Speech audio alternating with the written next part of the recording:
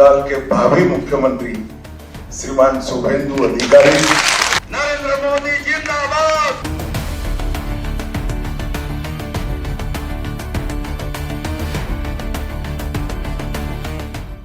বাংলার রাজনীতিতে শুক্রবার যেন লেখা হলো এক নতুন অধ্যায়ের সূচনা। দীর্ঘ জল্পনার অবসান ঘটিয়ে বিজেপির পরিষদীয় দলনেতা হিসেবে নির্বাচিত হলেন শুভেন্দু অধিকারী। আর সেই সঙ্গে কার্যত নিশ্চিত হলো পশ্চিমবঙ্গের পরবর্তী মুখ্যমন্ত্রী হচ্ছেন নন্দীগ্রামের এই লড়াকু নেতা। শুক্রবার নিউ টাউনের বিশ্ব বাংলা কনভেনশন সেন্টারে বিজেপির 207 জন জয়ী বিধায়কের বৈঠকে সর্বসম্মতিক্রমে শুভেন্দুর নামে শিলমোহর পড়ে। কেন্দ্রীয় স্বরাষ্ট্রমন্ত্রী অমিত শাহ নিজেই ঘোষণা করেন 8টি প্রস্তাব এসেছিল, কিন্তু প্রতিটি প্রস্তাবেই একটাই নাম ছিল শুভেন্দু অধিকারী। দ্বিতীয় কোনো নাম না আসায় তাকেই পশ্চিমবঙ্গের মুখ্যমন্ত্রী হিসেবে ঘোষণা করা হয়। শনিবার ব্রিগেড প্যারেড গ্রাউন্ডে শপথ নেবে নতুন সরকার, আর তার আগেই বাংলার রাজনৈতিক অঙ্গনে শুরু হয়ে গিয়েছে নতুন সমীকরণের আলোচনা। কারণ এই জয় শুধুমাত্র একটি রাজনৈতিক দলের ক্ষমতায় আসা নয়, এটি এক দীর্ঘ রাজনৈতিক যাত্রার চূড়ান্ত স্বীকৃতি। ছাত্রাবস্থা থেকেই রাজনীতির ময়দানে সক্রিয় শুভেন্দু। কাঁথি দক্ষিণের বিধায়ক থেকে শুরু করে নন্দীগ্রাম আন্দোলনের অন্যতম মুখ, তৃণমূলের সাংসদ, পরে রাজ্যের গুরুত্বপূর্ণ মন্ত্রী। প্রতিটি ধাপেই তিনি নিজেকে প্রতিষ্ঠিত করেছেন এক জনসংগঠক ও লড়াকু নেতা হিসেবে।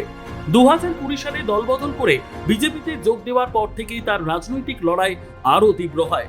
2021 সালে নন্দীগ্রামে মুখোমুখি লড়াইয়ে তিনি পরাজিত করেছিলেন মুখ্যমন্ত্রী মমতা বন্দ্যোপাধ্যায়কে। সেই জয় ছিল প্রতীকী।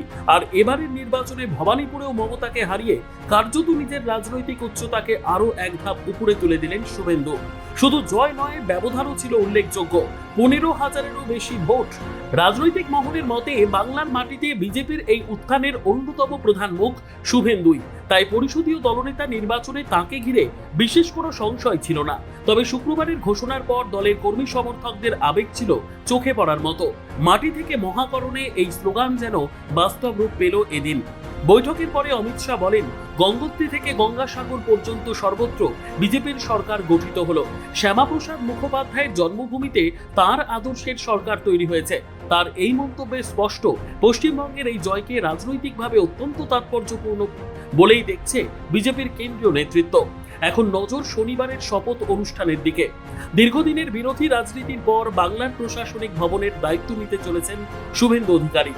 রাজনৈতিক সংঘাত, আন্দোলন, দলবদল আর একাধিক বিতর্ক পেরিয়ে তার এই উত্থান নিঃসন্দেহে বাংলার রাজনীতির ইতিহাসে এক স্মরণীয় অধ্যায় হয়ে থাকবে। ব্যুরো রিপোর্ট, RCTV সংবাদ।